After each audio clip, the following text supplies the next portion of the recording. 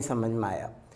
फिर इसके बाद थोड़ा आगे बढ़ते हैं। अभी इस पर बहुत बात है, लेकिन हमारा कोर्स एक नज़र में पूरा हो। अनुमान के भेद, भेद दो है, स्वार्थानुमान और परार्थानुमान। अनुमान के दो भेद है। देखो, सबसे ज़्यादा समझने की बात भी यहीं ज़्यादा है, यहाँ सबसे ज़्यादा रस्साकसी होने की बात है, समझने का मुद्दा सबसे ज़्यादा ही है। इनमें भी सरल सरल बातें हैं और थोड़ी सी बातें हैं। अनुमान के भेद, अनुमान कितने प्रकार का होता है? तो बहुत सीधी सी बात है, अनुमान दो प्रकार का होता है। एक का नाम है स्वार्थानुमान और दूसरे का नाम है परार्थानुमान। क्या फ़र्क है स्वार्थानुमान परार्थानुमान में? कि जब स्वयं साधन से साध्य का ज्ञान हो जाए तो उसका नाम स्वार्थानुमान है, और जब स्वयं ना हो, दूसरे के उपदेश से हो, तो उसका नाम परार्थानुमान है। उदाहरण के तौर पर, कहीं दूर किसी बिल्डिंग में आग लगी हुई है और ऊपर धुआं निकल रहा है। देखो, अनुमान को आप पहले दो चार उदाहरण, ये उदाहरण धुआं अग्नि का बहुत दिया जाता है, आप इससे समझो तो आपको चीज़ें समझ में आएगी। फिर हम उनको और आत्मा पर और प्रयोजनभूत विषयों पर घटाएंगे। जैसे मैंने कहा कि देखो गौरव भैया, वहाँ आग लगी है, और इसने, गौरव ने देखा और कह रहा है कहाँ है? आग तो नहीं दिख रही सर, आग तो नहीं दिख रही। अरे मैंने कहा देखते नहीं हो तुम, दिख नहीं रहा हो, धुआं दिख रही है ना? बोले हाँ धुआं तो दिख रही है सर, आग नहीं। आप कह रहे थे कि देखो आग लगी हुई है, आग नहीं दिख रही। तो मैंने कहा अरे भाई धुआं दिख रही है तो आग तो है। बोले वो कैसे? धुआं दिख रही है, धुआं है, मैं तो धुआं मानूंगा, आग है नहीं मानूंगा। तो मैंने इनको समझाया कि देखो, जहाँ धुआं होती है ना, वहाँ आग जरूर होती है। तो इनने कहा ऐसा कोई नियम है? मैंने कहा हाँ नियम है। फिर इनने कहा हाँ, मैंने जब जब घर में भी धुआं होती है रसोई में, तो वो आग होती है तभी तो होती है। ठीक है ठीक है ठीक है, अच्छा हाँ अब मैं समझ गया। अब आगे से जब भी मैं धुआं देखूंगा ना, तो मैं समझ जाया करूंगा कि वहाँ आग। तो अब आज इनको जो ये ज्ञान हुआ है, इसका नाम है परार्थानुमान। अब जो ये कल कहीं पर धुआं देखेंगे और अपने आप समझ जाएंगे, तो उसका नाम होगा स्वार्थान। समझ में आया? स्वार्थानुमान और परार्थानुमान का विषय बहुत सरल है, और इतना सही है कि जब हम स्वयं किसी साधन को देखकर साध्य को समझ जाते हैं, तो उसका नाम है स्वार्थानुमान। और जब हमको कोई दूसरा समझाता है तब हम समझते हैं, तो उसका नाम है परार्थानुमान। इसमें और कोई बड़ी बात गहरी नहीं है। वो कुछ वैसी बातें हैं, ये तीन चार चीज़ें एकदम। अभी कोई कहेगा ये क्या निसर्ग अधिगमन जैसी बात है, लेकिन वैसी बात नहीं है ये। वो एक अलग टॉपिक है, अलग संदर्भ में आया है, वो यहाँ पूरा लागू नहीं पड़ेगा। ऐसे ही वो भी पूरा यहाँ स्वतः प्रामाण्य पढ़ते प्रामाण्य, वो भी पूरा यहाँ लागू नहीं पड़ेगा। वो पूरी प्रमाण व्यवस्था पर लागू होने वाले नियम हैं।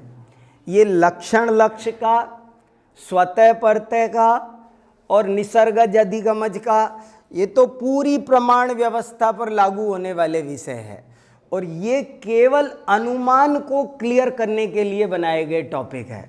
स्वार्थानुमान और परार्थानुमान, जब आप किसी साधन से साध्य को स्वयं जान लेते हैं तो उसका नाम है स्वार्थानुमान, और जब आप किसी दूसरे के उपदेश से पहचानते हैं तो उसका नाम है परार्थ। अब देखो, स्वार्थानुमान में भी दोनों आएंगे, स्वतः प्रामाण्य परतः प्रामाण्य। परार्थानुमान में भी दोनों आएंगे। इसलिए मैं कह रहा हूँ ये वो चीज़ अलग है, ये चीज़ अलग है। स्वार्थानुमान की प्रामाणिकता भी स्वतः भी होगी, परतः भी होगी। परार्थानुमान की भी प्रमाण का प्रामाण्य वाला विषय है वो।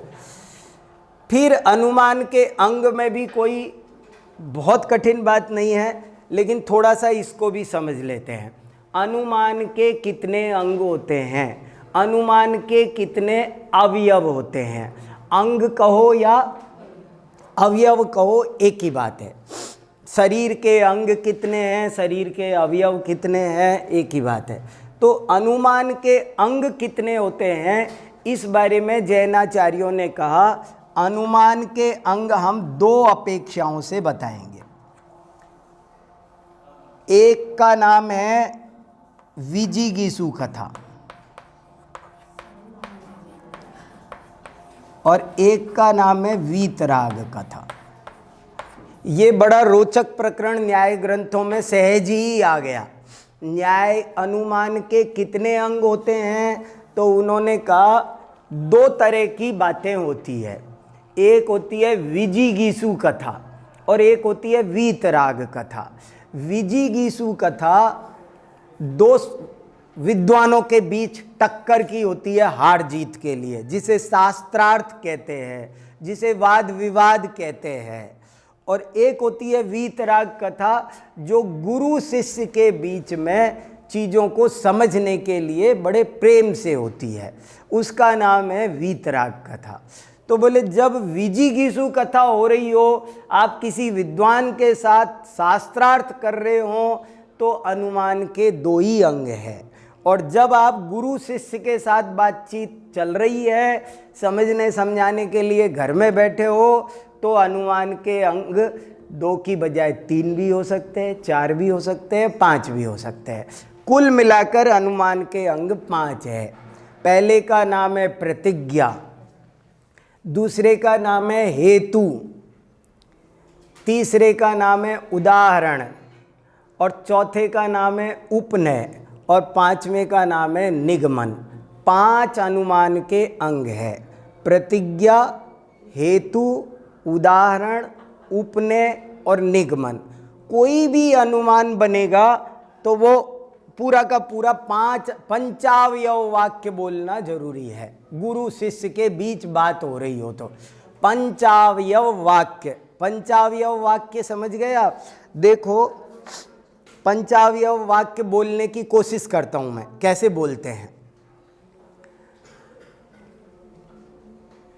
उस बिल्डिंग में आग है क्योंकि धुआं है।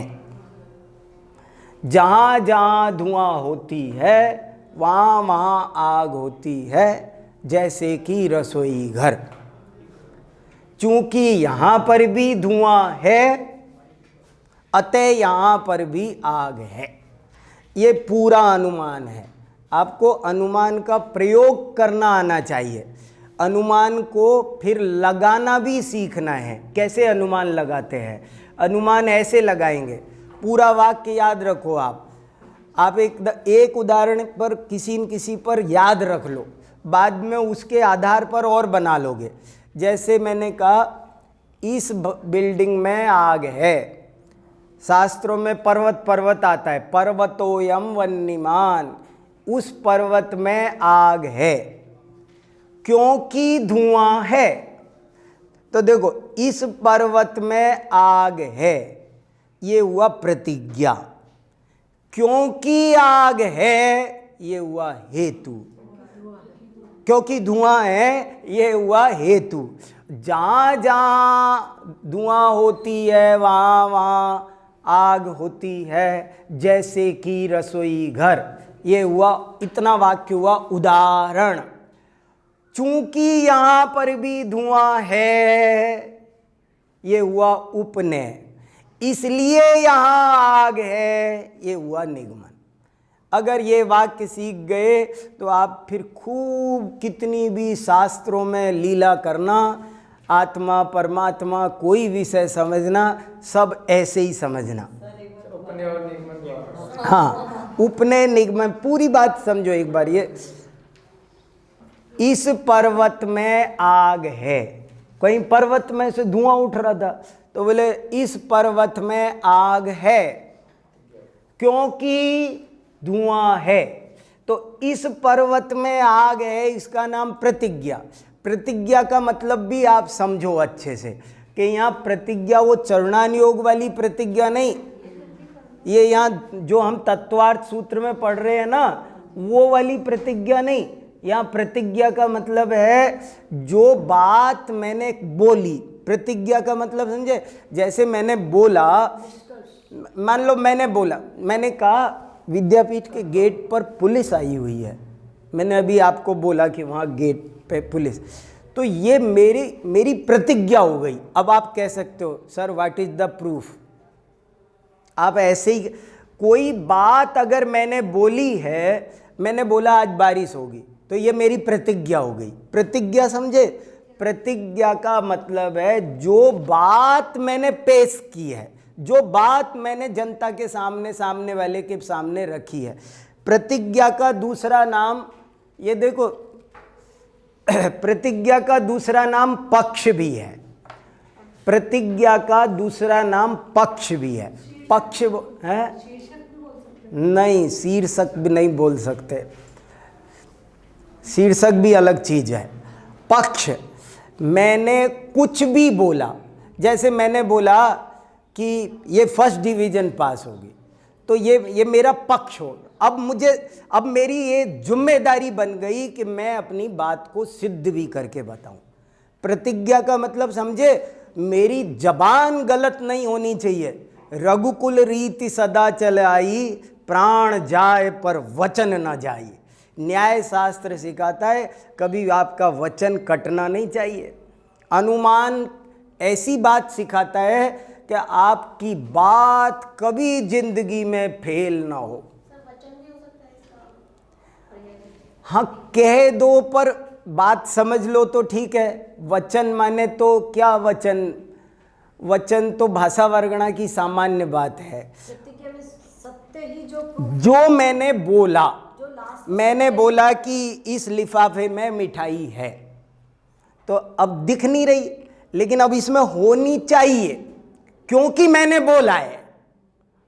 मैंने बोला है, जो कुछ मैंने बोला है इसका नाम है प्रतिज्ञा, इसका नाम है पक्ष। मैंने बोला वहां आग नहीं है, तो ये एक ने कहा वहां आग है और एक ने बोला नहीं है, तो ये इसका पक्ष हो गया, ये इसका पक्ष हो गया। बोलते हैं ना दो पक्ष है। तो राजा क्या करता है कि वो निर्णय करता है कि कौन सा पक्ष गलत है, कौन सा पक्ष सही है।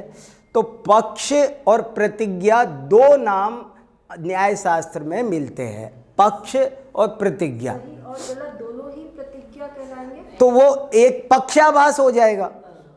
अगर मेरी प्रतिज्ञा सिद्ध हो गई तो प्रतिज्ञा है, और गलत निकल गई तो कहेंगे तुम्हारी तो बात में कोई दम ही नहीं था, वो तो प्रतिज्ञा ही नहीं थी, वो तो पक्ष ही नहीं था, वो तो पक्षाभास था।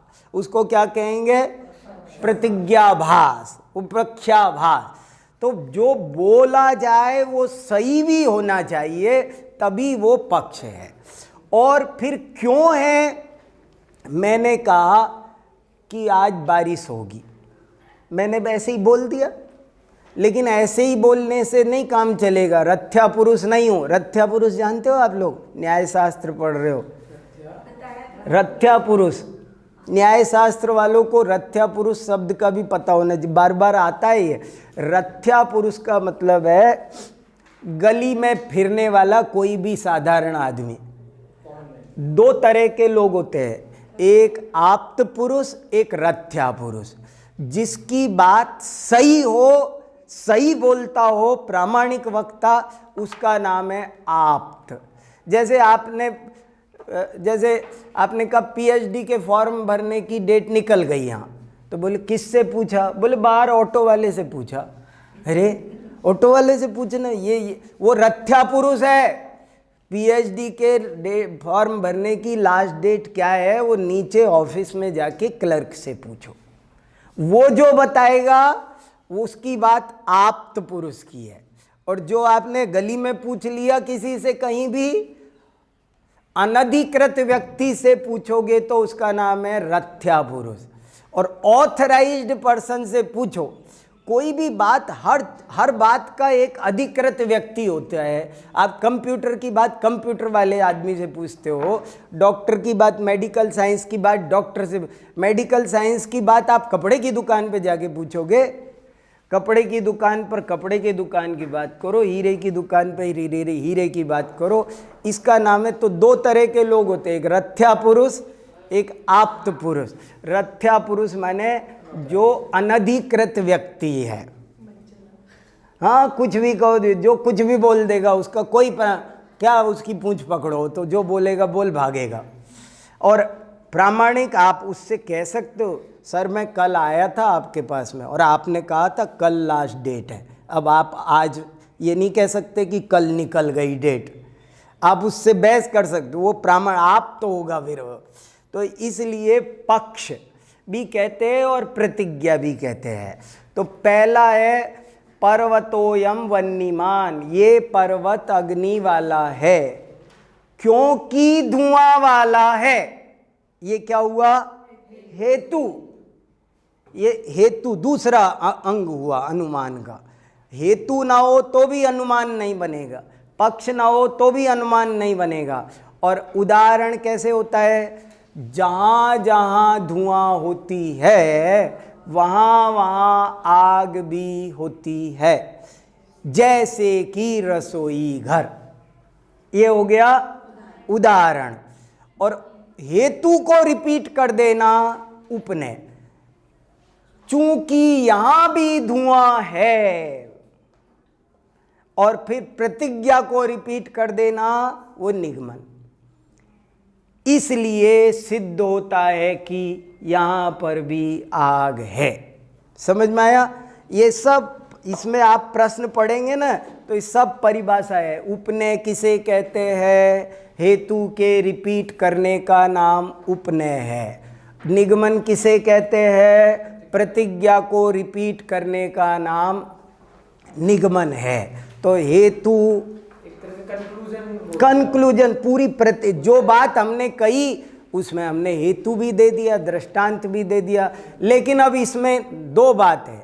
यदि शास्त्रार्थ हो रहा है, हराने जिताने की बात चल रही है, तो फिर अब कोई उदाहरण देने की जरूरत नहीं है। दो ही अंग काफी है, बस इतना बोलना काफी है, इस पर्वत में आग है क्योंकि धुआं है। अब उदाहरण मत दो। उदाहरण शास्त्रार्थ करने वाले के सामने कभी नहीं देना चाहिए, क्योंकि उदाहरण कभी भी सर्वांग नहीं होता है। उदाहरण एक देश होता है और उदाहरण से छल ग्रहण करने की बहुत अधिक संभावना रहती है। वो उदाहरण को पकड़कर हमें फिर से हराने की कोशिश कर सकता है। इसलिए उदाहरण जब हार जीत का प्रकरण चलता हो वहाँ उदाहरण का, उपनय का, निगमन का, तीनों का प्रयोग नहीं करना। लेकिन वो बोलेगा आपके पास क्या प्रूफ है? तो तर्क है ना। प्रूफ का मतलब क्या होता है? हेतु। प्रूफ का मतलब वो कहेगा क्या प्रूफ है? हेतु है ना, इस पर्वत में आग है, क्या प्रूफ है? धूमवत्वात्, क्योंकि धुआं है, ये प्रूफ है। क्योंकि धुआं है, ये प्रूफ है। ये हेतु है, ये हेतु है, ये प्रूफ है, यही तर्क है, यही युक्ति है। युक्ति है ना। तुझे शास्त्रार्थ करना नहीं आता तो सीख के आ पहले। उदाहरण नहीं देना चाहिए। नहीं, उदाहरण नहीं दे सकते। उसको शास्त्रार्थ करना नहीं समझ में आती तो समझ के आ, सीख के आ पहले। शास्त्रार्थ करने आया है तो पहले सीख के आ। फिर तुझे ये नहीं पता, व्याप्ति लगाना नहीं आता तो उदाहरण, अनुमान, बात करना कैसे आएगा? इसलिए पहले व्याप्ति लगाना सीख के आओ तुम। इसलिए उसको नहीं देना, वहाँ दो ही चलेंगे। सर, किचन में जो हीट कंडक्शन चलता है आजकल, हाँ। तो उस पर भी ये कैसे? बैठेगा? जैसे वो इलेक्ट्रिक अप्लायंसेस होते हैं, हाँ। तो धुआं तो नहीं होता, हाँ। लेकिन उसमें उससे गर्म तो होती हैं चीजें।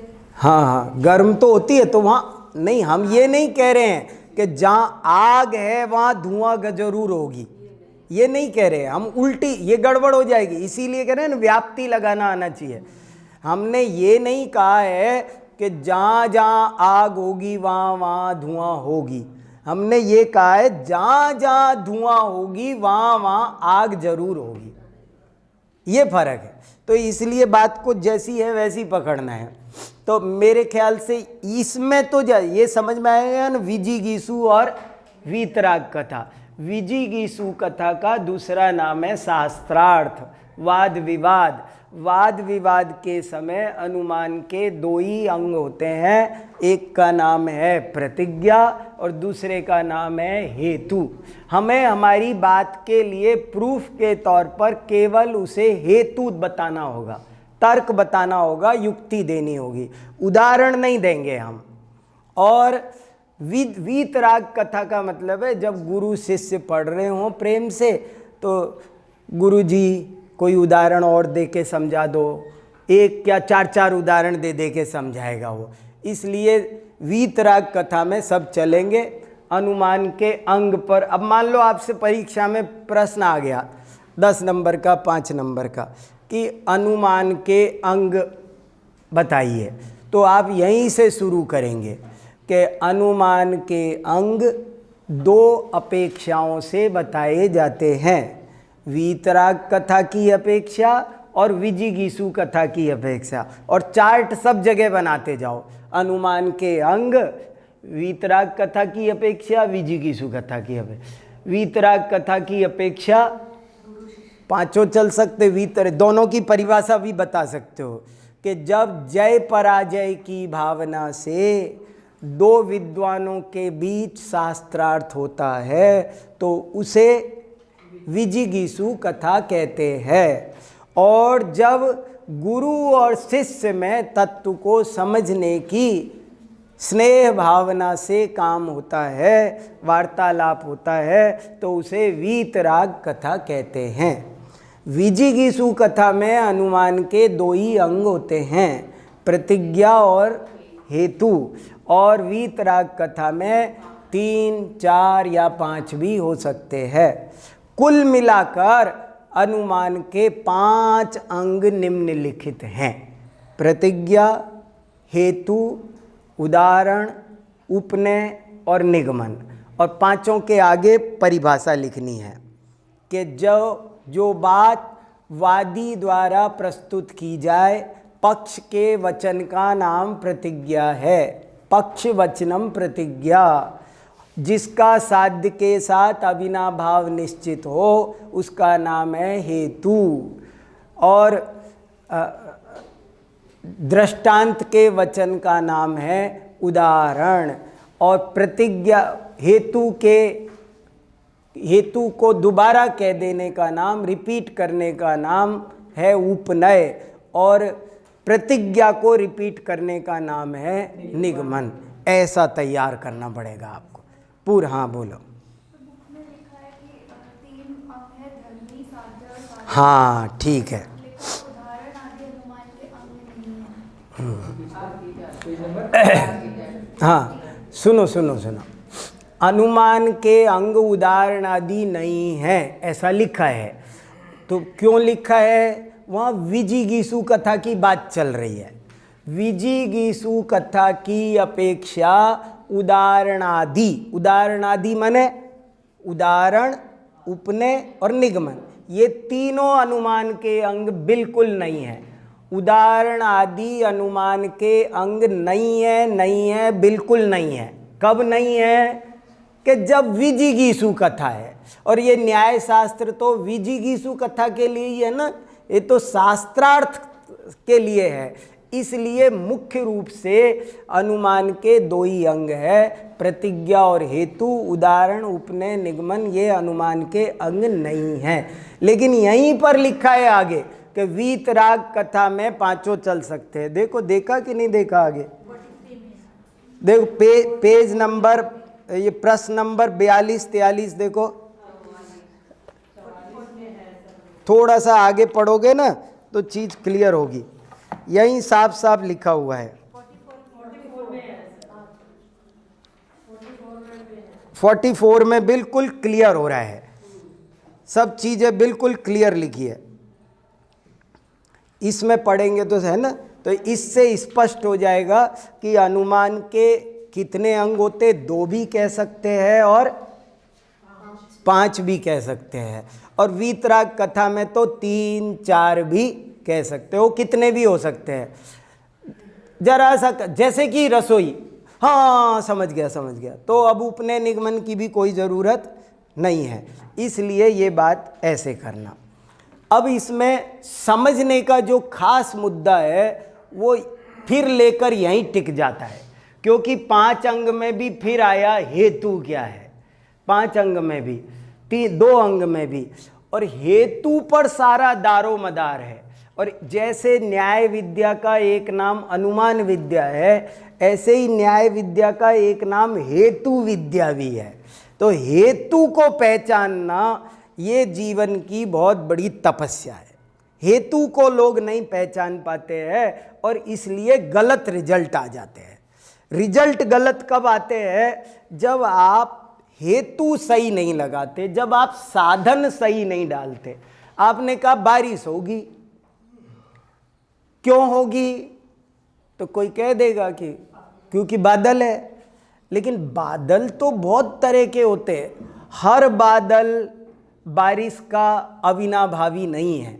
आपको वो बताना पड़ेगा, वो कारण। कोई भी बात कहे बारिश होगी, क्यों होगी?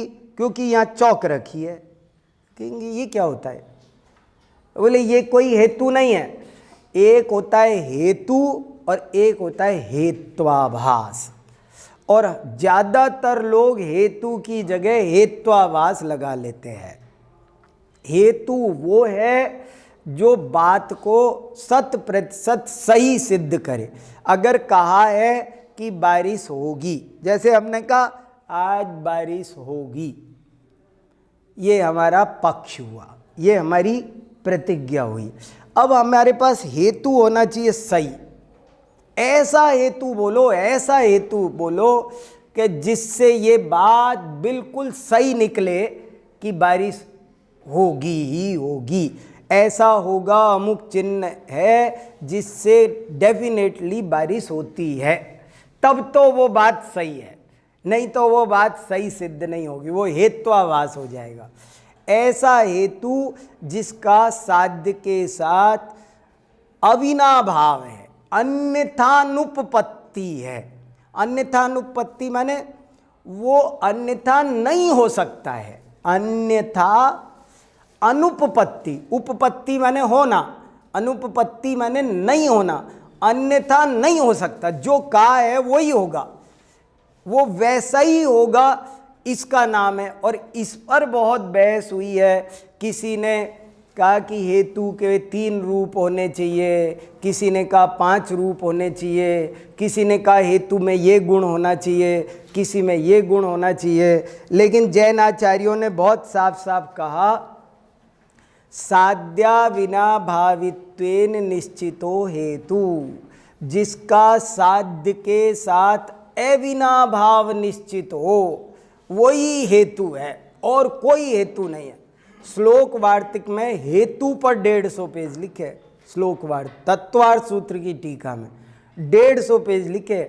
मेरा एक लेख भी है हेतु पर, पूरा का पूरा हेतु पर, हेतु के स्वरूप पर एक 20 पेज का लेख है, हेतु का क्या स्वरूप है।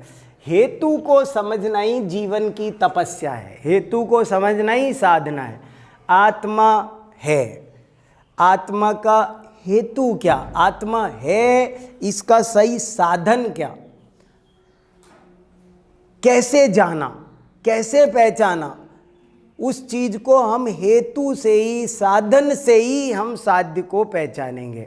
इसलिए साधन का प्रकरण, हेतु का प्रकरण, वो फिर एक न्याय शास्त्र का अनुमान की तरह एक बड़ा प्रकरण निकल के आता है। और अब जैसे ये अनुमान पर चर्चा हुई, ऐसे फिर हेतु पर चर्चा होगी।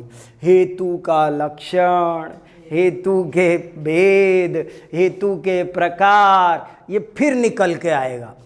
और उसमें फिर हेतु के भेद प्रभेद में आचार्यों ने पहले तो यही कह दिया कि हेतु के प्रकार, हेतु के कोई प्रकार नहीं होते हमारे यहाँ। जैन दर्शन में हेतु के कोई प्रकार नहीं है, देखा जाए तो, कि हेतु के कोई भेद नहीं। हम तो एक ही हेतु मानते हैं, जिसका साध्य के साथ अविनाभाव निश्चित हो वही हेतु है बस। वो बात अन्यथा, जैसे जीव किसे कहते हैं कि बोले जिसमें इंद्रियां हो, बोले इसमें ये इसमें आत्मा है, क्यों? बोले क्योंकि इसके इंद्रियां हैं। तो बोले इंद्रियां साधन नहीं है, ये बोलता है इसलिए इसमें आत्मा है। तो बोलता तो टेप रिकॉर्डर भी है, बोलना सही साधन नहीं है, वो साधना भास है। सही साधन को पहचान जाना बड़ी बात है, और इसलिए फिर हेत्वाभास के भेद भी समझने जरूरी है। असिद्ध, विरुद्ध, अनैकांतिक और अकिंचित कर, 4 तरह के फिर हेत्वाभास आएंगे कि हेत्वाभास समझेंगे तब हेतु समझ में आएगा। हेतु और हेत्वाभास का प्रकरण कंबाइंड है, दोनों मिला करके करोगे तब जा करके पूरा का पूरा। अब जैसे ये प्रकरण पढ़ा ना, ऐसे ही आपको बिल्कुल इसमें ना एकदम यहाँ हेतु की तरह यूं समझ लो, पूरा का पूरा आपको हेतु पर आना पड़ेगा। हेतु के भेद प्रभेद वगैरह सब निकालने पड़ेंगे। हेतु का लक्षण, और फिर उसके भेद प्रभेद पर बहुत चर्चा होगी। भेद प्रभेद ये सब चीज़ें निकल के आएगी वापस, और वो फिर निकल के आएगी। तो आचार्यों ने एक अपेक्षा से तो कहा कि हेतु के कोई भेद नहीं होते, हेतु एक ही तरह का होता है, जिसका साध्य के साथ अविनाभाव हो वही हेतु है। और फिर कह दिया अच्छा तुमको भेद करना ही है तो हेतु के 2 भेद हैं, एक विधि,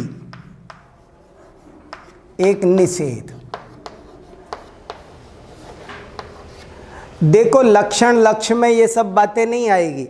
साधन और हेतु एक ही बात माना, साधन और लक्षण एक माना जाए तो हमें लक्षण के भेद ऐसे करने पड़ेंगे। फिर हेतु के 2 भेद है, एक विधि एक निषेध। विधि माने पॉजिटिव, निषेध माने नेगेटिव। हेतु दोनों तरह का हो सकता है, नेगेटिव भी हो सकता है, पॉजिटिव भी हो सकता है। जरूरी नहीं कि वो नेगेटिव ही हो, पॉजिटिव भी हो सकता है, दोनों तरह से हो सकता है। और फिर इसके और भेद कर दिए कि विधि के और भेद करने हैं। तो बोले एक होता है विधि साधक,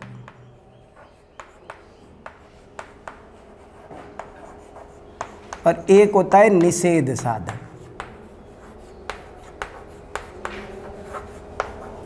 और फिर इसके भी 2 ही भेद ऐसे ही है, बिल्कुल जैसे इसके ऐसे ही इसके। माने हेतु तो एक ही तरह का है, लेकिन उसके भेद प्रभेद करने हो तो ऐसे करने हैं। देखो भैया कठिन विषय है, लेकिन बहुत काम का विषय है। जैन दर्शन समझना, दार्शनिक बनना, सच्चे तत्वज्ञान को कर लेना, ये आसान काम नहीं है। ये लाखों लोग आपको धर्मात्मा दार्शनिक दिखाई देते हैं, लाखों वाखों है नहीं। चीज़ों को ठीक से समझना, सम्यक ज्ञान प्राप्त करना, वो कोई बहुत बड़ी साधना है, उसी का नाम तपस्या है। सम्यक ज्ञान प्राप्त करने की साधना का नाम ही तप है, वो और कोई तप नहीं है। और तप माने होता क्या है? तप स्वाध्याय परमम तपः, स्वाध्याय से बड़ा तप नहीं है। अगर आप चीज़ों को ठीक से कहना, समझना, सोचना सीख गए तो जीवन सफल है, सार्थक है। पक्ष ऐसी बात बोले, अनुमान आ जाए तो ऐसी बात बोलेगा कि जो प्रामाणिक बात होगी। आपकी बात निराधार नहीं होनी चाहिए, निरर्गल नहीं होनी चाहिए, अहेतुक नहीं होनी चाहिए। आपकी बात सहेतुक होनी चाहिए, संयुक्तिक होनी चाहिए। जो पक्ष आपने एक भी वाक्य जिंदगी में बोला है तो उस वाक्य का कोई मतलब होना चाहिए, उस वाक्य का कोई अर्थ होना चाहिए। आपने जो बोला वही आपका पक्ष है, वही आपकी प्रतिज्ञा है। और हम कितनी बातें झूठ सच बोलते रहते हैं, फालतू का हम कभी किसी यही ले गया होगा, उसी ने खो दिया होगा, किसी पर भी आरोप भी लगा देते हैं। न्याय विद्या पढ़ने से ही जीवन पवित्र होगा, न्याय विद्या पढ़ने से ही सोचना ठीक से आएगा, बोलना ठीक से आएगा, उसके तर्क ठीक से लगाना आएगा। इसलिए इन चीज़ों को थोड़ा मन लगा के, एक दफ़े कठिन लग रही है लेकिन हमेशा के लिए बहुत आराम हो जाएगा। चीज़ों को ठीक, आपको कभी भी किसी भी दर्शन से द्वेष नहीं होगा, आपको चीज़ों को समझ में आएगा कौन क्या कह रहा है, सही बात सही है और गलत बात गलत है। भैया न्याय शास्त्र यही सिखाता है, सही बात सही है चाहे हमारा दुश्मन भी बोले, और गलत बात गलत भी है चाहे हमारे पिताजी बोले, कोई भी बात। तो यही यहाँ सही हेतु लगाना सिखाया जा रहा है। अब इस विषय को आप और गहराई से पढ़ना। अब आने जैसे आपने बादल का एग्जाम्पल लिया, हाँ, बादल है तो ये तो लेकिन धीरे-धीरे पता चलता मैं बताऊं, इन चीज़ों को अगर हम ठीक से पढ़ें ना, कुछ बादल ऐसे, कुछ कारण ऐसे होते हैं कि जिनसे ये बताया जा सकता है कि 100% बारिश होगी। अब जैसे ये व्यक्ति मरने वाला है, मैंने बोला कि ये मरने वाला है। अनुमान जानोगे नहीं तो सल्लेखना नहीं ले सकते, ये पता चलता है। देखो कोई मरने वाला है कैसे बताया जा सकता है, लेकिन शास्त्रों में ऐसे चिन्ह बता रखे हैं कि जिनसे 100% सही ज्ञान होता है कि ये चिन्ह दिख जाए तो समझ लेना ये 3 दिन में मरेगा, ये चिन्ह मिल जाए तो समझ लेना 15 दिन में मरेगा, ये चिन्ह है तो एक आज ही आज मर जाएगा। अनुमान से सब चीज़ें पता चलती है। कौन से चिन्ह? अब जैसे सगुन आप सगुन बताया, मरण कंडिका में है, भगवती आराधना में है, 2 में साफ साफ लिखे हैं। जैसे अब सगुन या सगुन होता है कि रिश्ता काट दी तो ये होगा, तो यहाँ ये भी तो सब समझ में आएगा। जैसे हमने कहा, मैंने कहा हेतु माने कि नहीं माने? आप परीक्षा देने जा रहे थे, मैंने कहा तुम फेल होगे, बोले कैसे, बोले वो बिल्ली रास्ता काट गई। अब मैंने देखो सुनो, अब यही तो जजमेंट है, न्याय शास्त्र पढ़ा ही इसलिए जा रहा है। मैंने ये बोला था कि ये फेल होंगे और तर्क दिया था कि बिल्ली रास्ता काट गई, अब ये गए और पास होके आ गए, तो अब है ना मेरे पे मुकदमा चलाया जाएगा, मुझे जेल में डाला जाएगा कि तुमने सही हेतु का प्रयोग नहीं किया। इन बातों को कोई मुकदमा नहीं चलाता, नहीं तो हम सब जेल में जाएं। ये न्याय शास्त्र सिखाता है कि तुमने ऐसा बोला कैसे। तुमको अगर प्रामाणिक ज्ञान नहीं है तो मत बोला करो। बोले साहब पूरी बात समझा नहीं वो कि बिल्ली रास्ता काटा, ये मैंने कोई गलत बात समझ रखी है, कोई धारणा है मेरी, या कोई नियम है ऐसा। शकुन शास्त्र झूठा है ये मैं नहीं कह रहा, लेकिन शकुन शास्त्र में 100 नियम है उसके साथ में। बिल्ली रास्ता, अगर शकुन शास्त्र में ये लिखा है कि बिल्ली रास्ता काटेगी तो वो कार्य सिद्ध नहीं होगा, अगर ऐसा लिखा है तो मैं ये नहीं कह रहा वो गलत है, वो शास्त्र की बात सही है, लेकिन हमने अधूरी पढ़ी होगी। उसमें 100 वो लिखे होंगे उसके नियम के, बाएं से दाएं काटेगी तो कि दाएं से बाएं काटेगी, ये भी नियम है, रास्ता काटने वाली बात नहीं है। वो बाएं निकल के गई थी कि दाएं निकल के गई थी, बोले साहब बाएं निकल के जाए तो कुछ नहीं, वो तो सब भगा दी उल्टे विघ्न, वो तो दाएं काटे तो है। मान मत लेना दाएं बाएं क्या है मुझे पता नहीं है। फिर उसमें भी नियम है कि वो अगर ऐसा ये वाला दिन हो तो, ये वाला दिन नहीं हो तो, फिर उसमें भी काट है कि इसमें अगर वो दही खा के गया हो, पहले 10 मंगल हो चुके हों तो ये नहीं, वो पहले हो चुके हैं, वो बाद में नहीं, वो घर से निकलते ही काटे तो है। अब रास्ते आगे चल के काटे उसे क्या होता है। माने ये मैं आपको बता रहा हूँ, इसमें बहुत सारे प्लस माइनस और नियम उपनियम धाराएं हैं, तब जाकर किसी को मारने का नाम से ही जेल नहीं होती है। बोले वो तो गैर इरादतन था, एक्सीडेंटल था, ऐसे कुछ हिसाब है ये। पूजा करने से ये मिलता है, तो वो सिद्ध करना पड़ेगा आपको। पूजा हेतु हो गई मतलब। पूजा हेतु नहीं, पूजा, हाँ पूजा हेतु हो, ये स्वर्ग में जाएगा क्योंकि पूजा कर रहा है। तो पूछा जाएगा कि वो जिनदत्त सेठ क्यों मेंढक बन गया था, ऐसे हेतु दिए जाए। तो सही हेतु का प्रयोग करना आ जाए, यही अनुमान का। अपने में ये देखा तो उसका ये फल होगा। चलो समय हो गया, विवेक जी आ रहे।